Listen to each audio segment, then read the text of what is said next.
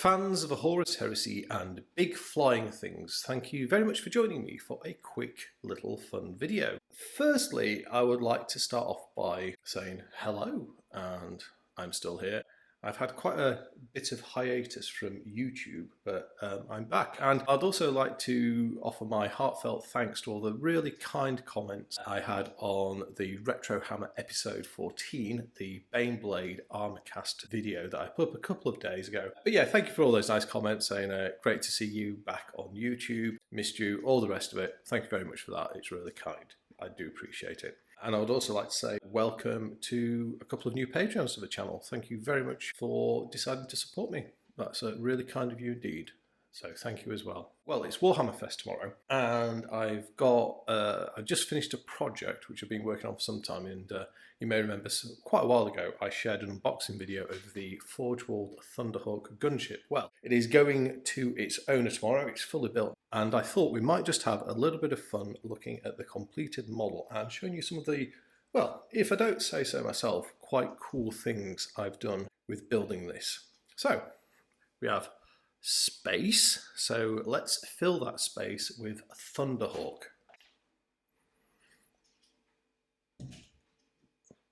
Need to move it a bit more. There we go.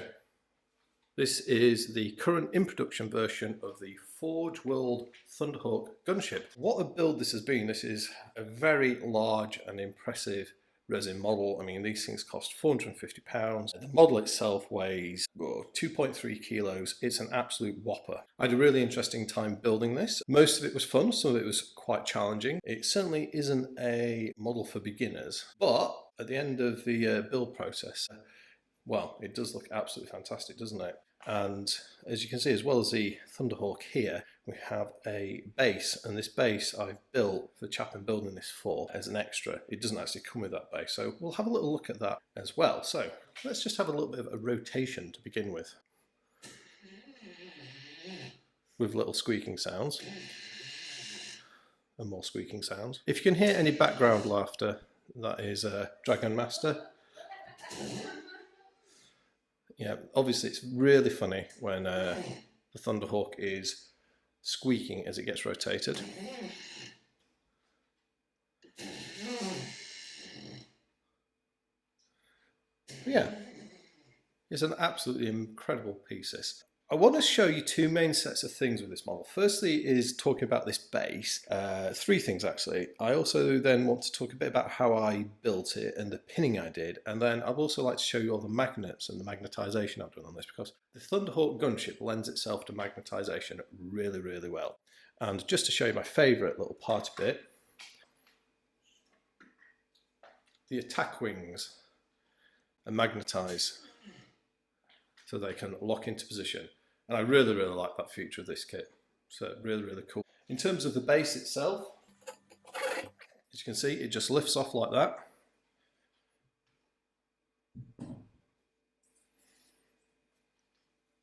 And then we have the Thunderhawk itself,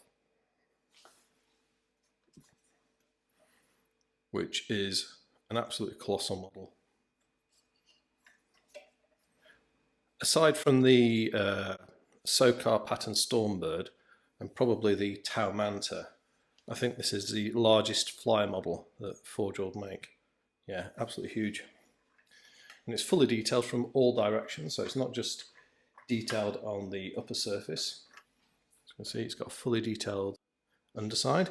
There's a hatch left off here, so the person that this is for can get inside the crew compartment and paint that. You can see it's got a set of landing gear, so landing stilts, which support it when it's on the ground. And here we've got an 18mm hole that I drilled with a core drill, which is a mounting point for the actual flight stand. And if I lift the flight stand, which is actually heavier than the Thunderhawk. This flight stand weighs 2.8 kilos. That fits in to there like that, and then it just rests on it. If you want to be terrified and see what it's like actually drilling something like this out with a power drill, let's just cut to a bit of video now that I took when I did it. Look away if you've got a nervous disposition.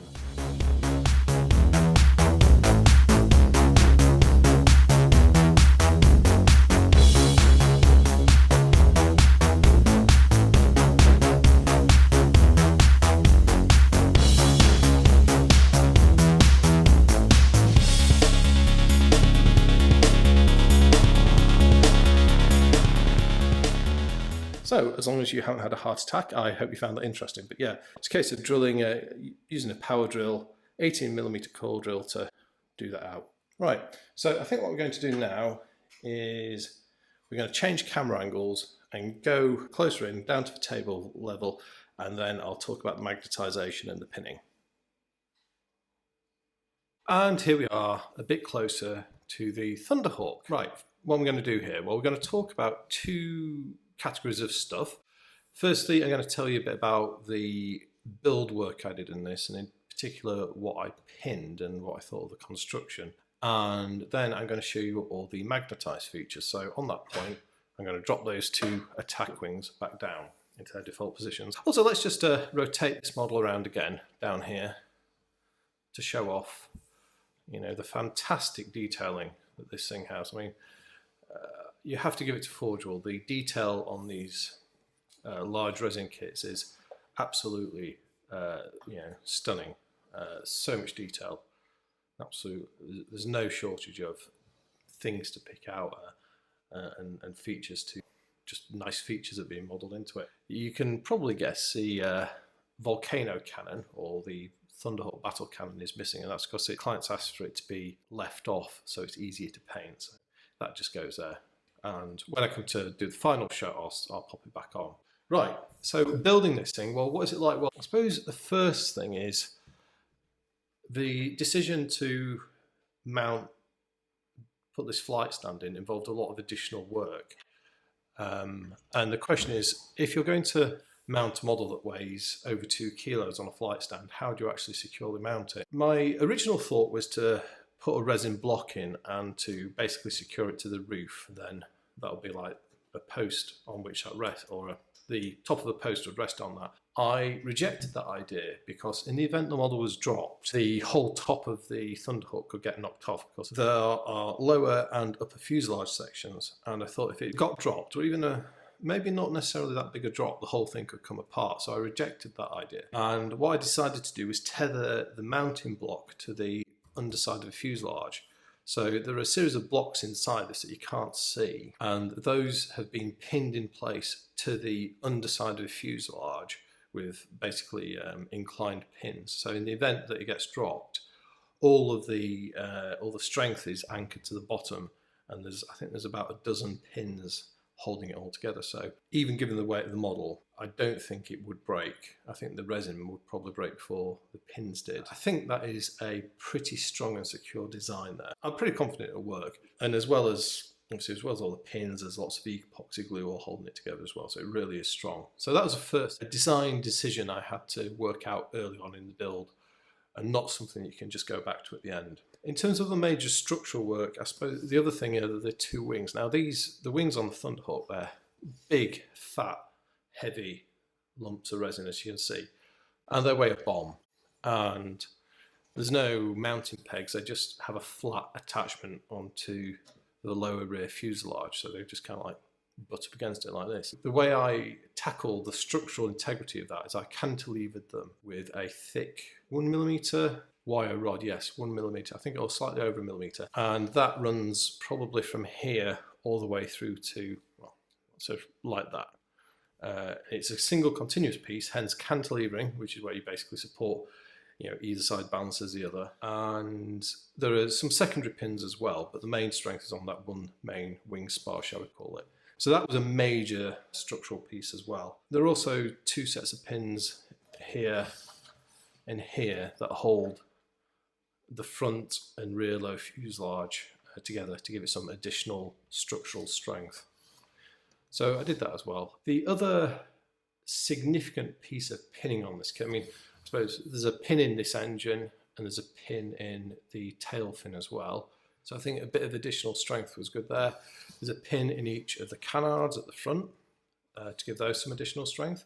And then the other major piece of pinning work was this landing gear. Now, there's a landing gear. Now, as I say, this model's over, it's 2.3 kilos in weight. Resin is not particularly strong material with weights loaded over time. So clearly the landing gear, in my view, was in need of strengthening. And that was another thing the client asked for, because they'd heard of these Thunderhawks sagging under their own weight. And the way I tackled that was by introducing wire reinforcements to all the landing struts, all the main pieces. So there's a piece of piano wire running through this strut, all the way through it and into the fuselage.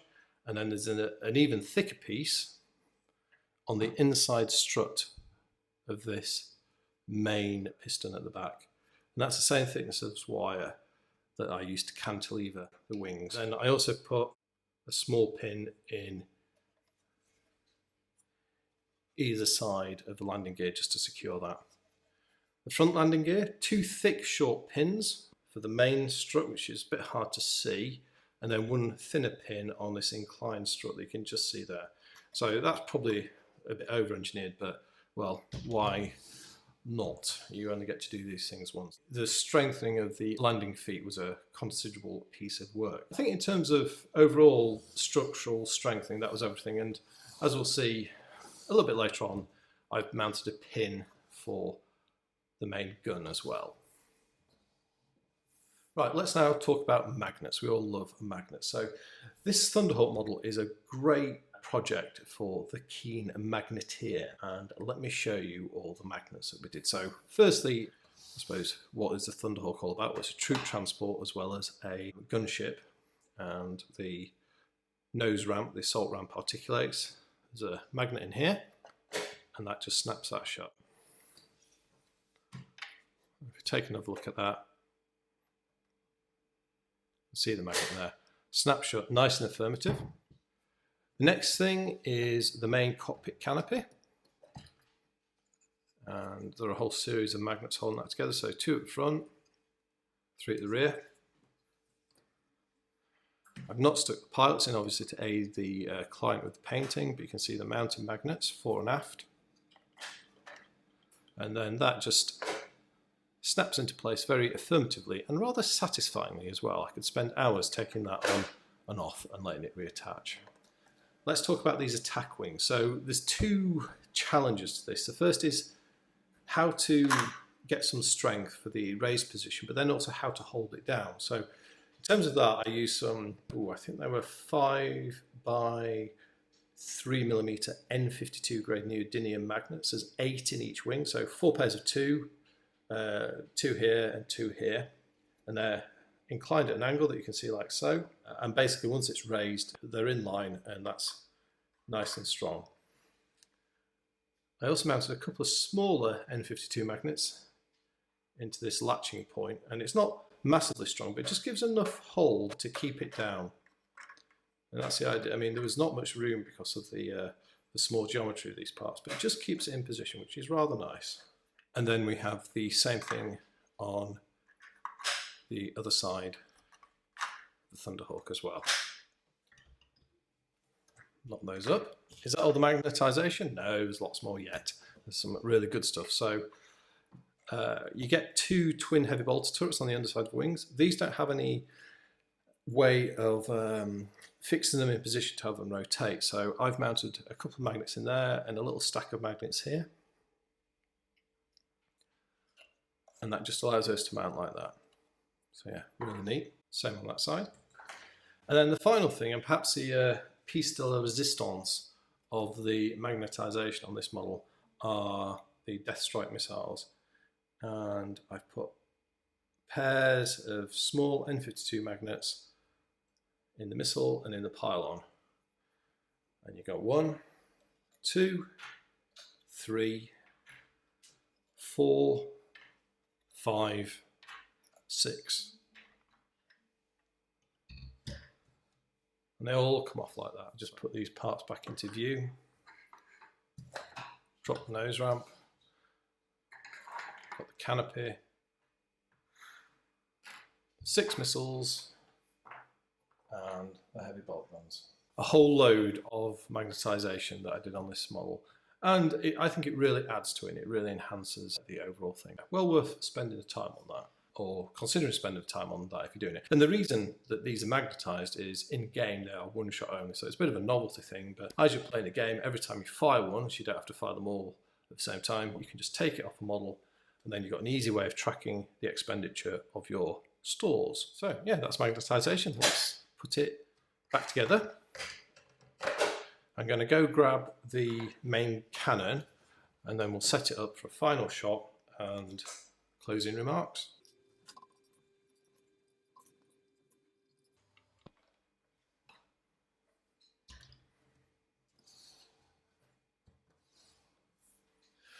Okay, there's one more thing to talk about, and that's this great big hefty base. I'm sure some of you are intrigued how I made this. Well, the original idea came from a guy called Scrunty, or Hugh on Twitter, and he cooked up the concept for this for mounting his Stormbird. So I got the design from him. I've tweaked it a little bit, but essentially what you've got in here is you've got a 2 kilo barbell weight, which is mounted horizontally. And then the other key component is this 18mm thick acrylic rod. That sits into the hole. There's then a metal washer on the underside of this cork base that this rests on, and just spreads the weight, the base of the acrylic rod. That then sits into that. I then made a collar out of, I think I used a piece of chipboard actually. You could use wood, anything. Drilled an 18mm hole through it, slid it down, epoxied it on, put an epoxy into the hole in the weight to hold the acrylic rod, and then it's all mounted on to a cork tile. The weight is being epoxied onto this cork base. All the white is Das modelling clay, which was actually done by Dragon Master. She did a great job on that. It's been cut off to the right length. So this actually positions the model about 12 inches off the board. All sculpted, and then the final touch was just using some PVA to seal the edge and stick the cork to the Das clay, which isn't very sticky. That weighs about 2.8 kilos. And you need that sort of weight to support the Thunderhawk. Right, let's now finish up with putting the Thunderhawk back on the base. One Thunderhawk cannon. There's a pin. That goes in there like that.